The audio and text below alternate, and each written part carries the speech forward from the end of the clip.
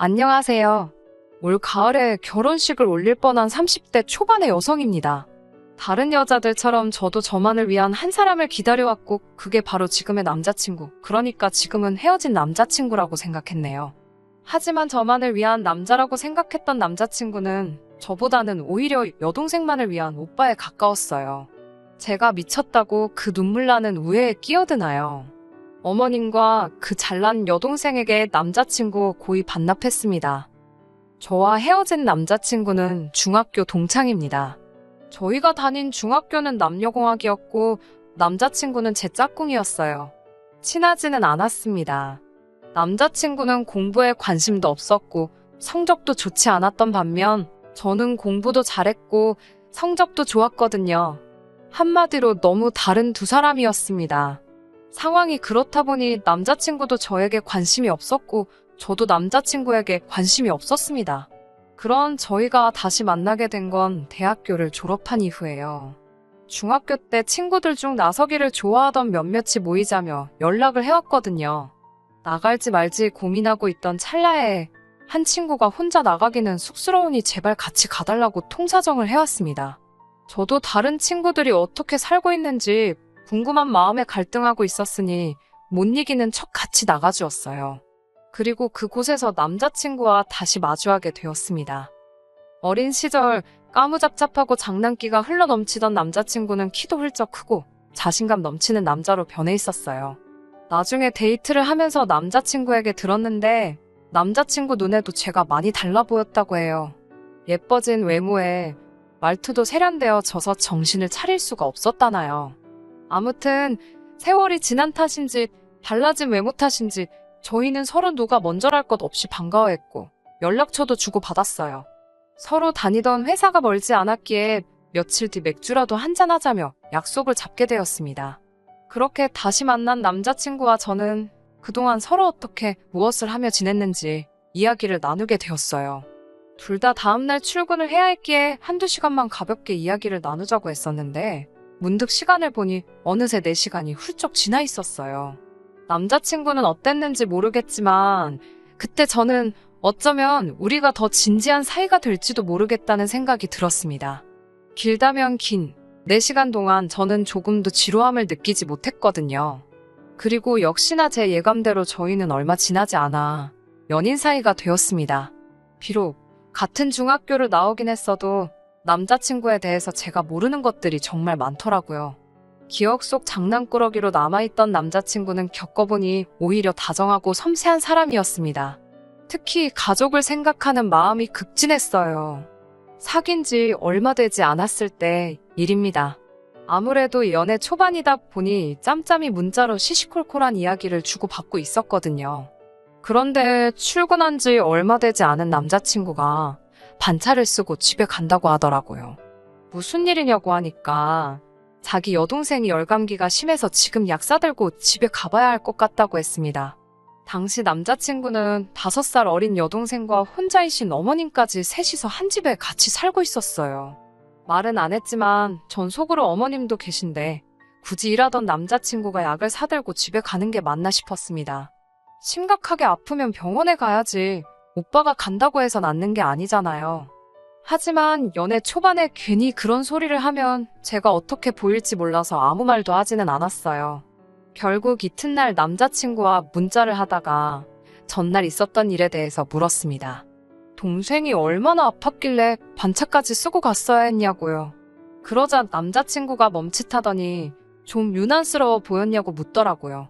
그러면서 예전 여자친구와도 이런 문제 때문에 자주 싸웠었다며 혹시라도 제 마음에 걸리면 지금 말해달라고 했습니다.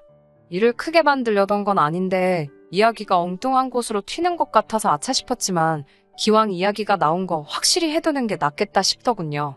아프다니 당연히 걱정도 되었지만 동시에 어머님도 집에 계신데 굳이 당신이 간다니 좀 유별나다 싶기는 했다고 말했습니다. 그러자 남자친구는 짧게 한숨을 내쉬더니 이해해달라는 건 아니지만 자기 가족 이야기를 해주고 싶다더군요. 그렇게 의도치 않게 남자친구의 가족 이야기를 듣게 되었습니다. 남자친구와 제가 중학교를 졸업하고 얼마 지나지 않았을 무렵 저도 남자친구의 아버님이 돌아가셨다는 소문은 들었습니다. 왜 돌아가셨는지는 몰랐는데 남자친구의 말로는 스스로 세상을 등지셨다더군요. 갑작스러운 아버님의 죽음으로 집안은 말 그대로 쑥대밭이 되었고 아무도 알지 못했던 빚이 여기저기서 터져나왔답니다. 여러 사람들이 고인이 생전에 빌려간 돈이 있었다며 돈 내놓으라고 쫓아왔고요. 평생 집안일만 하시던 어머님도 그렇고 남자친구도 고작 17살이었으니 두 사람이 무엇을 얼마나 할 수 있었겠어요. 그때부터 어머님은 닥치는 대로 돈 되는 일을 하시면서 생활을 꾸려나가셨고 대신 남자친구에게는 제발 공부를 하라고 빌다시피 부탁을 하시더랍니다. 그런 어머님을 보고 정신이 든 남자친구는 이를 악물고 죽어라 공부만 했대요. 다행히 공부머리가 아예 없던 건 아니었는지 손에 꼽히는 대학에 들어갔고 지금은 알다시피 좋은 회사에 다니게 되었다고요. 남자친구의 이야기를 듣고 있으니 저는 남자친구에 비하면 순탄하게 인생을 살아왔다는 생각이 들었습니다. 저에게는 사업을 하시는 아버지와 유치원을 운영하시는 어머니가 계세요. 저희 부모님은 두 분이 결혼을 하실 때부터 아들이건 딸이건 관계없이 하나만 낳아 최선을 다해 기르기로 하셨답니다. 덕분에 저는 외동딸로서 어린 시절부터 유복한 환경에서 많은 것들을 누리고 경험하며 자랄 수 있었습니다. 구구절절 전부 다 설명할 수는 없지만 명문고를 나와 미국으로 건너갔고 그곳에서 대학교를 졸업한 뒤 한국으로 돌아와 가구회사에 들어갔어요. 남편을 만났을 때는 가구 디자이너로 활동하고 있었고요. 아무튼 이제는 다 지나간 이야기라면서 담담하게 이야기하는 남자친구를 보고 있으니 안쓰럽고 속상했습니다. 그런 힘든 시기가 있는 줄은 꿈에도 생각지 못했으니까요. 진작에 그런 상처를 눈치채지 못한 제 자신이 한심하고 미울 정도였어요. 남자친구가 덧붙이기를 그 힘든 시절에 어머님과 자기가 동생을 많이 못 챙겨서 그런지 동생은 지금도 자기 밥그릇도 제대로 못 챙기고 산답니다. 그래서인지 지금도 여동생을 보고 있으면 늘 마음이 짠하고 안쓰럽대요. 남자친구의 설명을 듣고 나니 어느 정도는 납득을 할 수 있었습니다. 남자친구의 여동생이 정말로 어떤 사람인지 알기 전까지는 그랬네요. 사실 남자친구가 자기 여동생이 소위 지 밥그릇도 못 챙기는 사람이라고 표현하는 걸 들었을 때만 해도 제 나름대로 머릿속에서 그 여동생에 대한 이미지를 좀 안 되고 불쌍한 사람으로 그렸던 것 같습니다. 사람에 대해서 마음대로 이미지를 만들고 편견을 가지면 안 된다는 건 저도 잘 알아요. 하지만 남자친구의 표현과 당시 그가 지어 보였던 표정이 절 오해하게 만들었거든요. 마치 세상에 그렇게 안 된 아이는 없다는 듯 당장이라도 눈물이 떨어질 것 같은 안쓰러운 표정을 보여서 없던 동정심까지 생기게 했으니까요. 그런데 막상 만나본 남자친구의 여동생은 정말이지 어떻게 설명해야 할지 모르겠네요. 1년 정도 만났을 무렵 남자친구는 저에게 이제 진짜 한 가족이 되었으면 좋겠다며 저에게 청혼을 해왔습니다. 이미 동창들 사이에서는 저희가 결혼할 사이라고 소문이 다 났던 만큼 저희 둘이 결혼하는 건 당연한 일처럼 되어 있었어요. 심지어 저조차 그렇게 생각하고 있었고요. 그래서 청혼을 받았을 때 정말 깊게 고민하지 않고 그러자 했습니다. 그리고 일주일도 되지 않았을 무렵 바로 어머님과 남자친구의 여동생을 만나게 되었어요. 연애하는 동안 사실 남자친구는 몇 번이고 저를 어머님과 자기 여동생에게 소개하고 싶어 했지만 이상하게 그것만큼은 제가 내키지가 않았습니다. 솔직히 어차피 언젠가는 남자친구와 결혼을 할 테고 그러면 좋건 싫건 제 마음과는 상관없이 평생을 보고 살아야 할 사이인데 굳이 결혼도 하기 전부터 왕래를 할 필요가 있을까 싶었습니다. 남자친구에게 이런 제 생각을 전했을 때 남자친구는 적잖이 충격을 받은 표정이었고 저에게 서운하다고까지 말했지만 제 고집을 꺾을 수는 없었어요.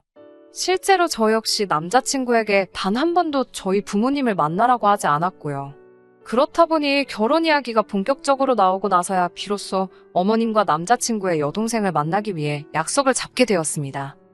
남자친구가 어머님이 토요일 점심에 보자고 하신다며 올 때 무슨 TV에 나왔다는 명인이 만든 묵은지를 사올 수 있겠냐고 묻더라고요. 원래 며느리감인 시댁에 인사 올 때는 과일이나 한과 같은 선물을 사오는 게 예의라면서요. 저도 그 예의야 당연히 알고 당연히 사갈 생각이었지만 선물로 뜬금없이 묵은지를 사오라니 황당하고 기분이 좋지만은 않았습니다. 심지어 사오라는 그 묵은지는 특정 백화점에 가야만 살 수 있는 거더라고요. 솔직히 짜증은 났지만 어머님을 처음 뵈러 가는 자리인데 싫다고 할 수도 없어서 알겠다고 했습니다.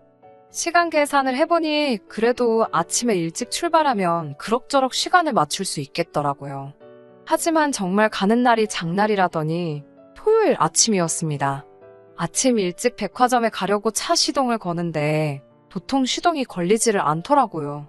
급한 마음에 보험사에 전화를 하니 오려면 최소한 20분은 걸린다고 했습니다.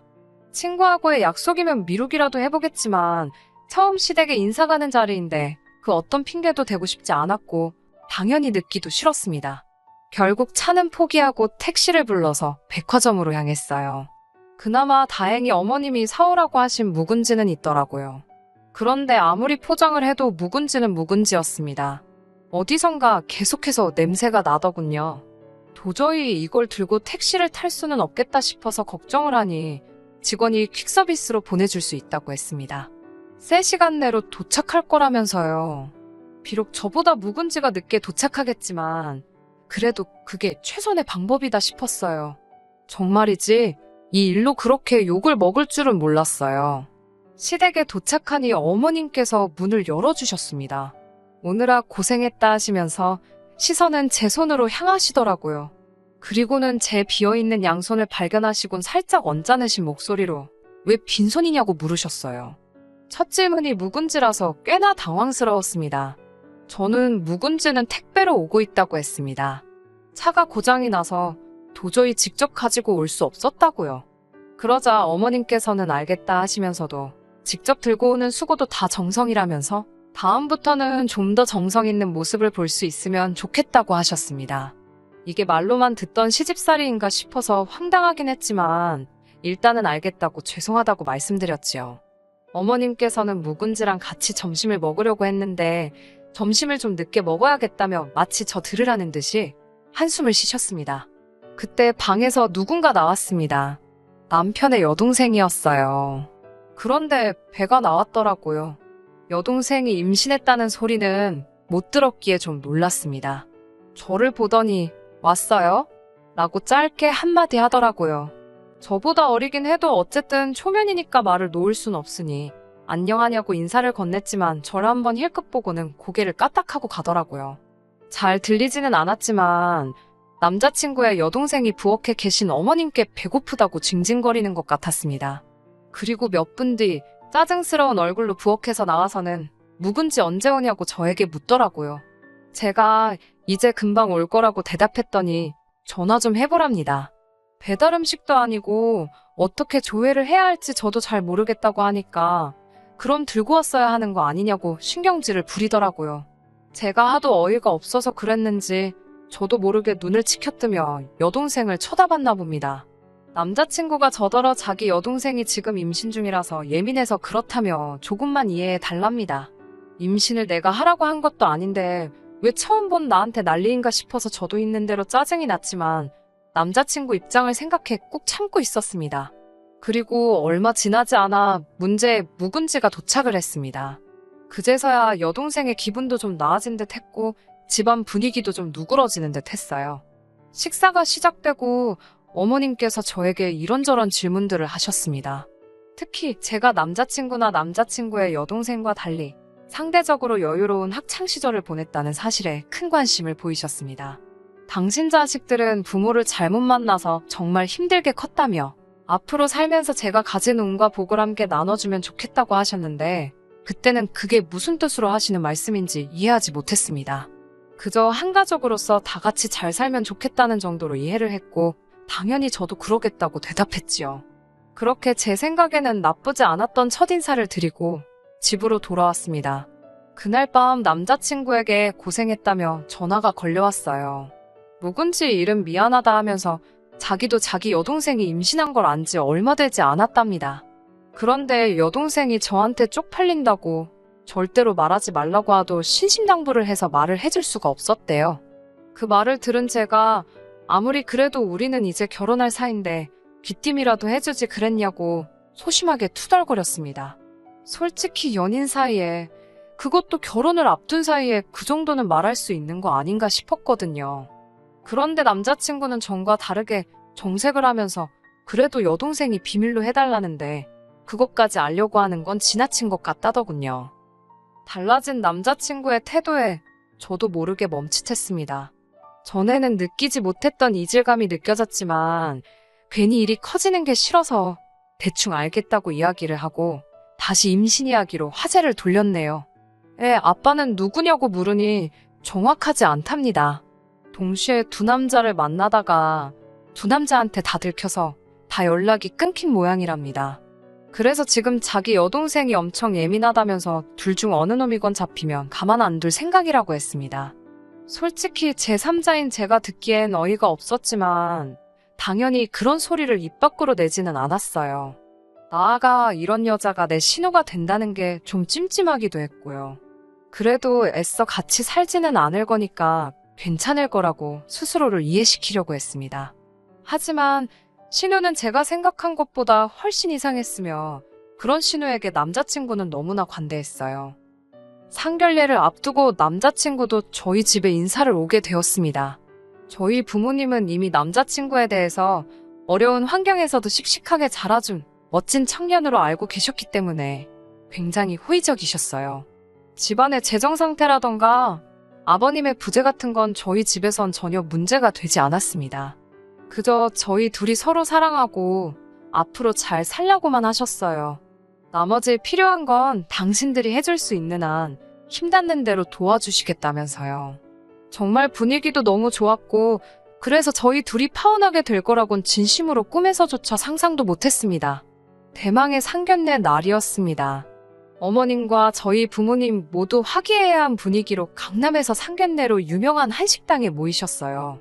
날씨도 좋았고 모든 것이 완벽해 보였습니다. 남자친구의 여동생만 빼고요. 모두가 모여 자리에 앉아 서로 가벼운 인사를 건네고 있는데 남자친구의 여동생이 늦어서 죄송하다며 룸에 들어왔습니다. 그러자 남자친구가 반사적으로 일어나더니 여동생이 앉을 자리로 달려가 의자를 빼주더라고요. 그걸 본 저희 부모님은 두 사람이 우애가 아주 좋은가 보다며 웃으셨어요. 하지만 정작 남자친구는 저에겐 그런 적이 한 번도 없었기에 제 기분은 별로 좋지 않았습니다. 게다가 남자친구의 여동생은 저희 부모님에게 어머님, 아버님이라고 꼬박꼬박 불러가면서 말을 걸어왔습니다. 결혼식을 비롯한 신혼살림하고 혼수, 예단 등 할 이야기가 많은데 자꾸 남자친구의 여동생이 쓸데없는 이야기를 하니까 대화의 흐름이 끊어질 수밖에 없었지요. 결국 제가 여동생에게 아가씨, 일단 중요한 것부터 정리를 해야 하니까 잠깐만 조용히 해주겠냐고 한마디를 했습니다. 그러자 여동생은 저를 보면서 벌써 윗사람 행세하는 거냐고 묻더라고요. 아예 자기가 밖에 나가 있겠다며 당장이라도 일어날 것처럼 쇼까지 하면서요. 그런데 남자친구가 왜 그러냐며 그걸 또 붙잡았습니다. 저희 부모님도 당황하셔서는 저에게 괜찮다고 그냥 두라고 하셨습니다. 분명 제 결혼식을 위한 자리인데 남자친구 여동생이 초를 치고 있는 것 같아서 정말 화가 나더라고요. 결국 사정을 숨기지 못한 제가 남자친구 여동생한테 할 말이 더 있냐고 있으면 먼저 하고 집에 가달라고 했습니다. 그러자 저희 부모님더러 뜬금없이 자기가 임신을 했다는 이야기를 하더라고요. 저희 부모님도 얼떨결에 그러냐고 축하한다고 하셨습니다. 그러자 이번에는 언니가 저희 오빠랑 결혼하면 집을 정말 사주실 거냐고 묻더라고요. 사실 저희 아버지께서 집을 사주시고 싶어 하신 건 사실이에요. 남자친구도 이 사실을 알고요. 그렇지만 분명히 제가 남자친구에게도 아버지에게도 집을 받지 않겠다는 의사를 밝힌 상태였습니다. 그런데 남자친구의 여동생이 그런 소리를 하니 황당했어요. 저희 아버지께서도 그게 왜 궁금하냐고 물어보시더군요. 그러자 남자친구의 여동생이 한다는 소리가 아주 가관이었습니다. 그 집 사주신다는 돈을 자기와 어머님께 달랍니다. 자기네 집 기둥뿌리 뽑아가는 값이라나요. 저는 제가 잘못 들은 줄 알았습니다. 제 귀를 의심했어요. 어처구니가 없어서 제가 아가씨가 무슨 자격으로 그 돈을 탐내냐고 물으니 옆에 있던 남자친구가 저더러 잠깐만 밖에서 이야기 좀 하자며 저를 불러내더라고요. 그 모습을 본 저희 어머니가 나가지 말라고 들을 필요도 없어 보인다며 저를 잡으셨습니다. 저희 어머니는 이미 화가 많이 나신 눈치였어요. 반면에 남자친구 어머님은 완전히 당신은 아무것도 모르겠다는 식이셨습니다. 당신 딸을 어쩌지 못하시는 듯 했어요. 아무튼 저는 말 같지도 않은 남자친구 여동생의 언행에 화가 나기도 했고 그 와중에 남자친구는 또 무슨 헛소리를 하려는 건지 궁금하기도 해서 어머니의 만류에도 불구하고 남자친구를 따라 나갔습니다. 남자친구는 저에게 이번에 한 번만 자기 여동생 뜻대로 해달랍니다. 평생을 본인, 그러니까 오빠인 자기한테 치여서 살았다는 자격지심 때문에 지 인생을 허투루 써버린 불쌍한 애라나요. 그거 보상해준다 생각하고 집 사는 대신 그 돈 자기 여동생하고 평생 고생만 하신 어머님 드리자고 하더군요. 두 사람 다 자기 인생에선 무엇과도 바꿀 수 없는 소중한 존재들이라나요. 남자친구는 집값의 절반도 좋다면서 지나간 세월을 돌려줄 순 없으니 돈으로라도 보상을 해주자며 계속해서 저를 설득하려 들었습니다. 어찌나 어이가 없던지 실소가 새 나오더라고요. 제가 그걸 왜 내 부모님 재산으로 하냐고 하니까 네 부모님이 아니고 우리 부모님이랍니다. 사위도 자식이지 않냐면서요. 제가 제정신이냐고 물었습니다. 그러자 남자친구가 그러면 어떡하냐고 오히려 저에게 되묻더군요. 불쌍한 자기 어머니와 여동생은 어떻게 해야 하냐고요. 그런 남자친구를 보며 제가 당신 눈에 당신 가족들이 안쓰럽고 불쌍한 건 알겠지만 그 보상을 왜 내 부모님이 해야 하냐고 다시 물었습니다. 그리고 당신 여동생은 그걸 왜 그렇게 당당하게 요구하는 거냐고요. 이유도 알고 싶지 않고 어쨌든 그렇게는 못 해준다고 선을 그었어요. 그러자 남자친구는 원망이 가득한 목소리로 절 다시 봤다면서 저더러 그렇게 독한 사람이었냐고 그럽니다. 그 돈 없어도 너나 너희 가족은 어떻게 되는 것도 아니면서 정말 너무하답니다. 금수저로 태어나서 복받은 인생인 제가 뭘 알겠냐며 빈정거리기까지 하더라고요. 솔직히 제가 남자친구보다 나은 운명을 가지고 태어났다고 한다면 그걸 부정하지는 않겠습니다. 하지만 남자친구가 그런 식으로 생각하는 사람인 걸 진작에 알았다면 함께 미래를 만들어갈 계획 같은 건 세우지도 않았을 거예요. 저는 뒤도 돌아보지 않고 바로 방으로 돌아가 부모님께 한마디도 더 하실 필요도 들으실 필요도 없다고 말씀드린 뒤 집으로 가자고 했습니다.